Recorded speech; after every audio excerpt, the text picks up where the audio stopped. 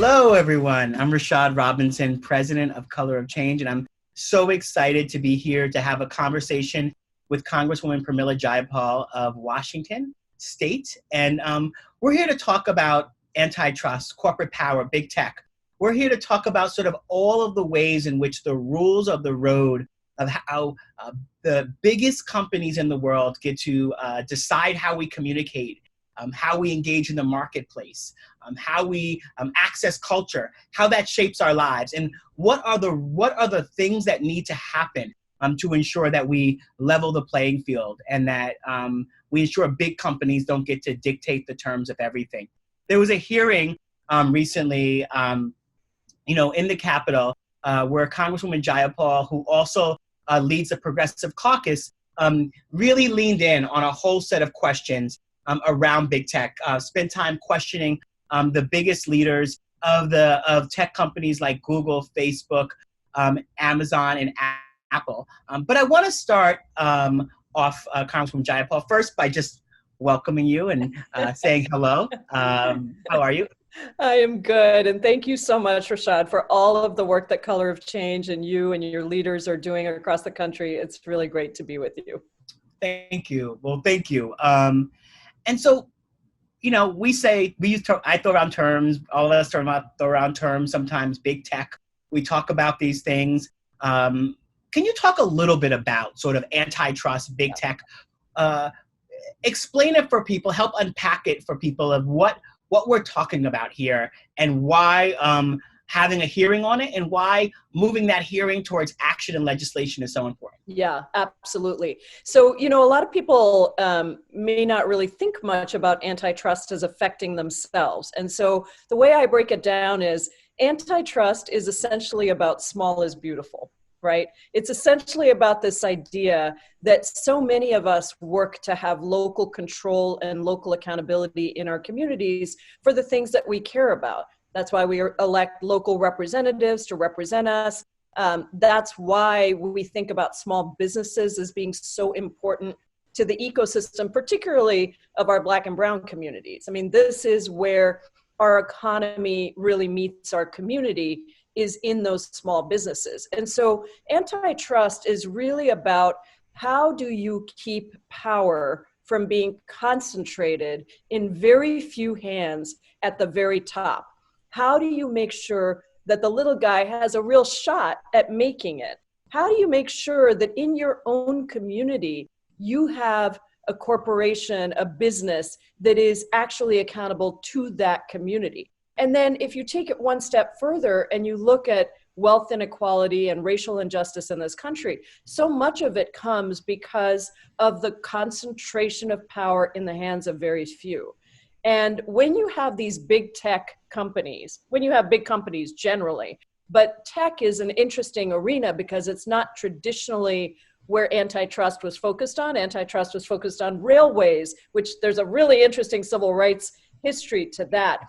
But even community banks, I mean, when you look at the consolidation of community banks and the ability of Black and Brown communities to get access to capital, the more those banks consolidate and the more those banks are just serving large clients, the less a local community actually has access to that capital.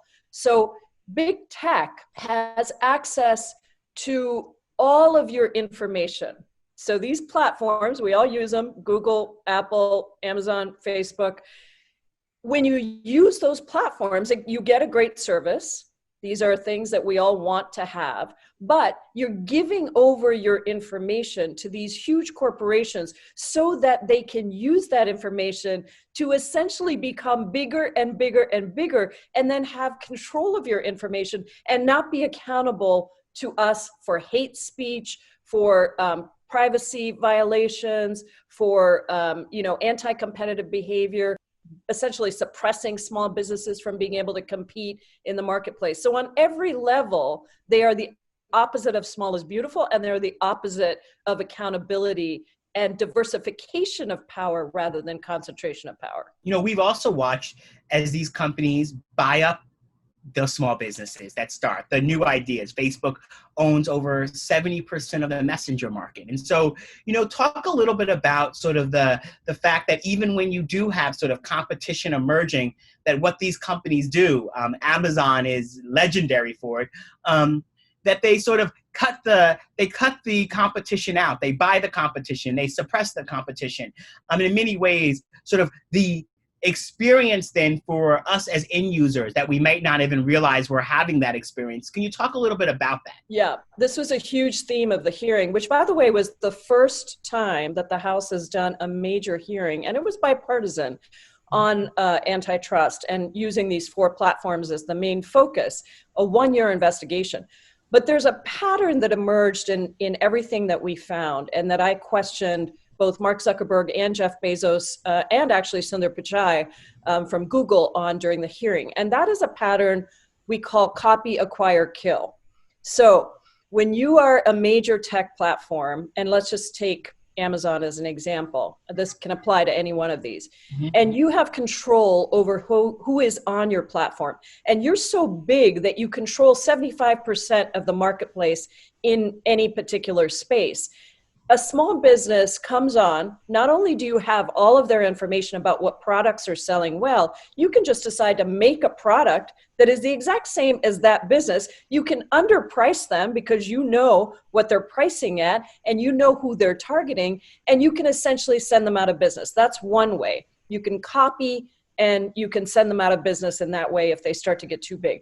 Secondly, if they don't do what you want, and a lot of these platforms have rules for being on the platform that disadvantage the seller. So let's just say a business says, okay, I agree that I'm not going to sell under the manufacturer's suggested retail price. There's agreements around this. Amazon doesn't abide by those same restrictions. So now you are a small business and you have to sign that in order to sell on Amazon's platform, but Amazon doesn't have to abide by that. So it's a clear way to just get rid of that business. And if they don't agree to do the things that you want, well, that's all right. You just acquire them. Now, what happens if they say, I'm not going to sell to you, which there are some companies who have said, this is ridiculous. This is just outright monopolistic behavior. I'm not going to do what you say, and I'm just going to try to make it on my own. Well, first of all, if you don't sell on Amazon, and I'm just using Amazon here, but you can use this for Facebook, you can use it for Google, whatever. If you decide you're not going to frequent those platforms, then essentially your business drops immediately. And Amazon can do things to kill your business by moving you to the second page of their search products, for example. If you get moved to the second page of Google search or Amazon search, you essentially can say goodbye to 80% of your business. So they can kill you in that way. So copy, if that doesn't work, they'll acquire you. If they can't acquire you, they'll kill you. This is the pattern that happens for small businesses on these platforms that try to compete in fair ways. So, we've been leading a campaign along with another number of other groups around Facebook for years, both on the civil rights front and then really pushing advertisers to recently divest from advertising through Stop Hate for Profit. And in both of those campaigns, I've always been very clear that, yes, we need to hold these companies accountable. Yes, we need to challenge them to do civil rights audits. Yes, we hope that they'll change their behavior if we get, corporations to stop advertising. But at the end of the day, it shouldn't be the civil rights organization's responsibility to police an organization that actually should be under regulations and rules. And so part of this is raising the attention and the energy. And so, we were in the middle of Stop Hate for Profit, actually towards the end when Mark Zuckerberg went before Congress, and a lot of the early questions were for him. But there was a, $200 billion gorilla in the room in Jeff Bezos, who just passed over $200 billion. No individual's personal day-to-day worth should be worth over $200 billion. Amazon's in your district, am I correct? Or that's correct. And you were the first one to actually ask him a question because so many folks were focusing other places. I'm both interested if you could talk a little bit about sort of both the sort of impact on your district of having a a company this size, this sort of outsized influence from a lobbying perspective that a company like this has. And also sort of as we think about sort of the rules of the road for whether it's Facebook or whether it's Amazon, you all could bring them to Congress to answer questions. But at the end of the day, these folks should not be more powerful than our elected leaders. So what do we need to do about it? I know that was multiple, That was so much good stuff. Let me see if I can make my way through it. So yes, Amazon was born here, and the headquarters is here. Rashad, probably 40% of my constituents work for Amazon. So this has been, challenging for me to navigate. I think it's easy sometimes for legislators to call out a company in somebody else's district. But I've been really looking into this. I've tried to engage with Amazon on worker rights issues, on environmental issues, on all kinds of things. I've been very engaged with the Amazon workers who have been speaking up in different ways on climate and other things, on race and workers' rights. And it felt to me, it was last year sometime, that it was very clear to me that Amazon felt that they had all the power in the world and didn't have to respond.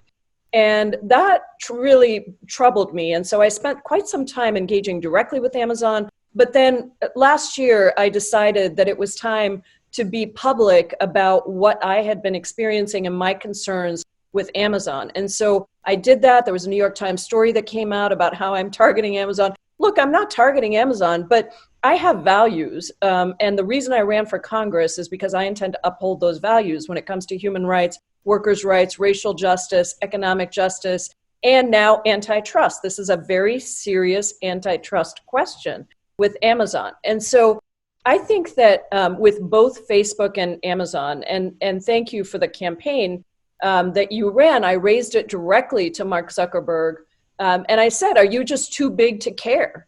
Because when you have, I forget how many it is now, over 200, I think, advertisers. Over 1,000. Over 1,000, excuse me. I knew there was sometimes, yeah.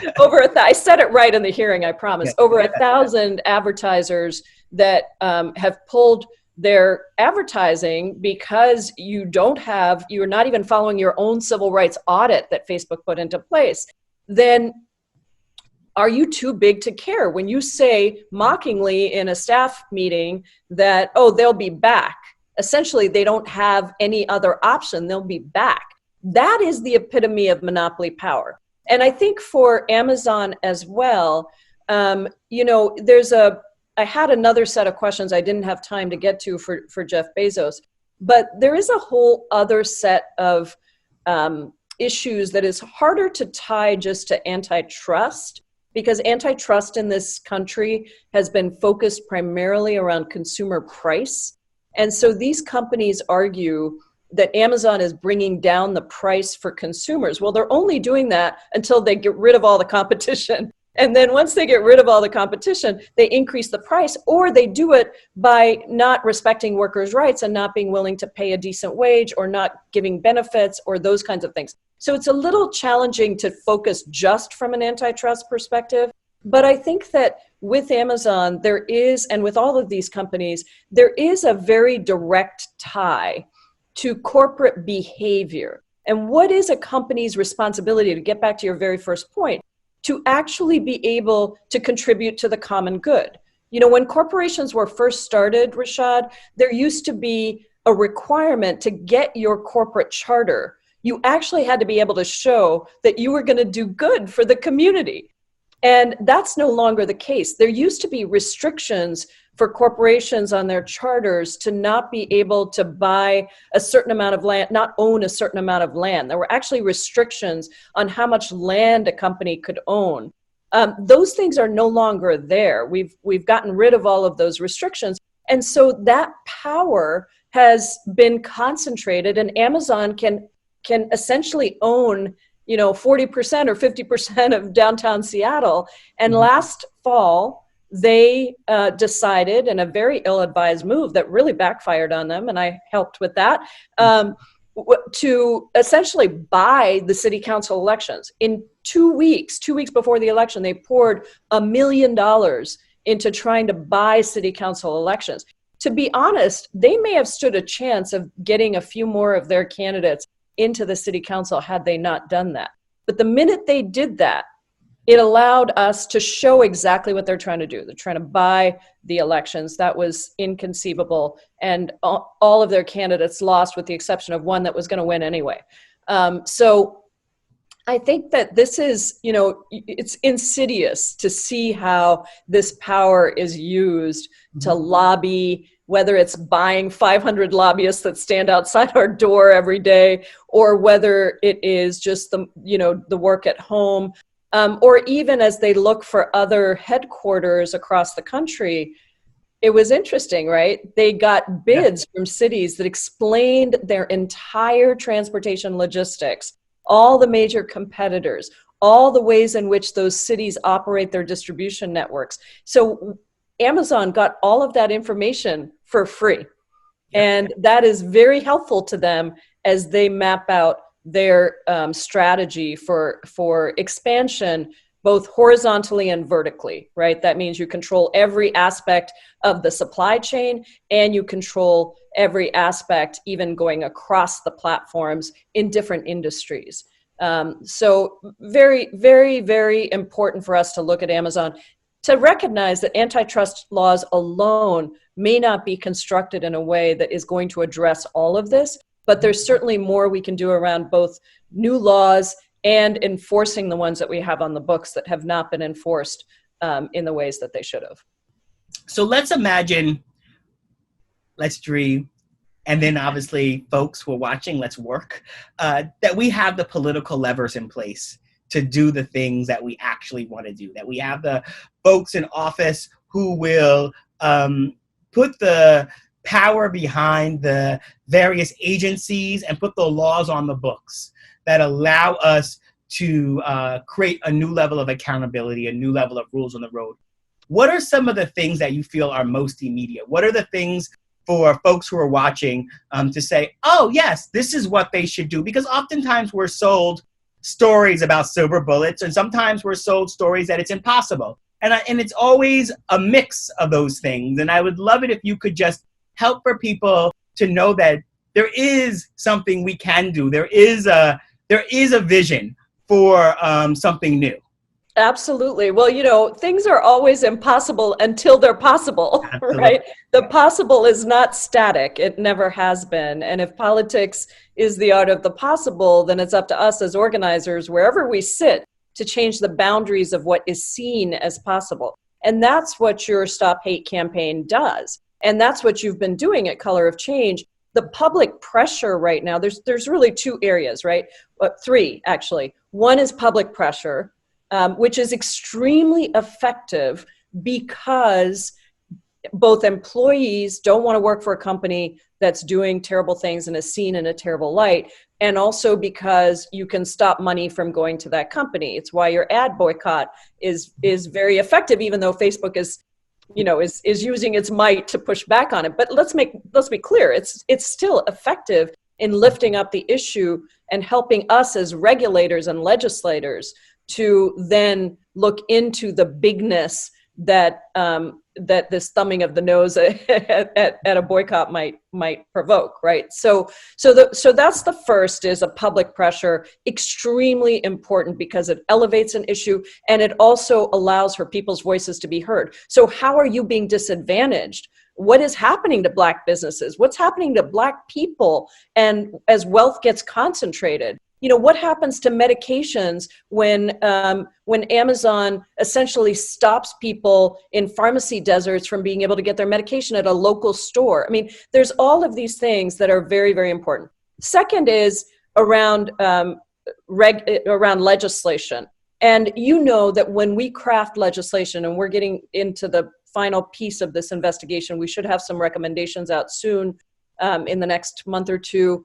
And then we will be crafting legislation, and we will need your help to push that legislation through, to get co-sponsors, to make sure that your legislators are on top of this issue and understand why antitrust is important to you. And then the third, of course, is to elect the right people to represent you. And that is all about voting. It's about doing your homework to make sure, just electing folks because of the color of our skin is not sufficient.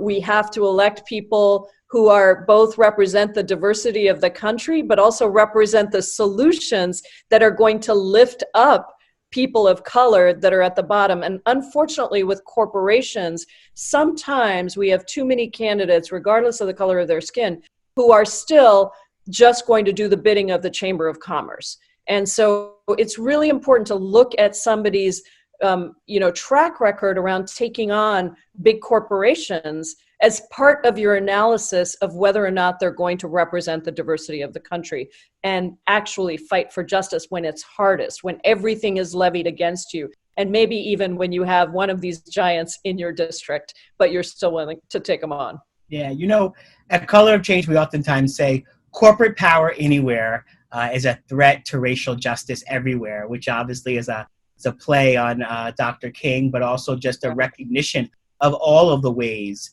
in which corporations have amassed so much power in our economy and our democracy. And that power has served to create all sorts of manufactured inequality. Not inequality that's unfortunate, like a car accident, but inequality that has absolutely been manufactured. And so we so appreciate you doing the work to raise these issues, to push and ask the tough questions, to stand in the gap as you are facing down, your own constituents in some ways at times, but also fighting for them, even if they always don't know it, and fighting and standing up for the things that are going to make our economy ensure that all of us have enough money to buy the things that we need. I just want to sort of end, right? Because we've talked about sort of antitrust. We've talked about sort of these big companies and how we need to hold them in check. I do want to just end on where things are at as we continue to fight for small businesses. And you've been such a leader in Congress around ensuring grants get to small businesses, dealing with the fact that the money coming from the various CARES Act wasn't getting to Black and brown small businesses and communities around the country, and have really both helped to expose that, but put legislation and work. And, as I was meeting with various folks in leadership and other places, we were constantly trying to uplift your work and push it. And so I'd love you just to share a little bit with folks about where that's at and anything that's, and the sort of road ahead. Yeah, absolutely. So one quick thing on Amazon. I just want to say my constituents, I got elected with almost 80% of the vote in the primary. My constituents appreciate my calling out these tech companies because they do understand that we are trying to promote the next Apples, the next Googles, the next Facebooks, right? And when you have these giant corporations, it prevents innovation and competition and small businesses of all kinds from actually succeeding. And they want to be working for a company that has racial justice at its heart. So, my constituents have been amazing, actually, and very supportive, though we have to explain this all. We have to explain it. And so that's really important what you're doing. So just in terms of small businesses, thank you so much for your help on my Paycheck Recovery Act, which is, by the way, just to remind everyone that's watching, the way that all the other major industrialized countries approached this crisis. They subsidized, and this is not just Europe, Germany, France, the UK, but also Singapore, Taiwan, South Korea, Malaysia. They all put this approach into place right away.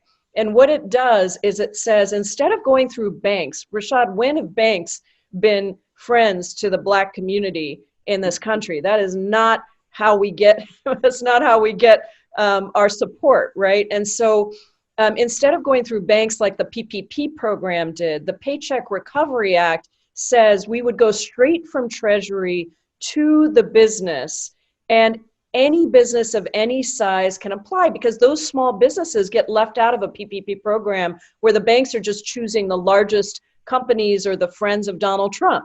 And so the PRA program, my act, would give money directly from the Treasury to the business to support the paychecks of workers and benefits, and supply 25% of the operating expenses for that business so they could stay in business and they wouldn't have to shutter their doors. and there's no intermediary. And so this is a really important way to get money to small businesses. What we're trying now, it's a bipartisan bill, by the way. Anybody can check to see if your legislator has sponsored it. We have over 110 co-sponsors now, and there's a similar idea in the Senate as well.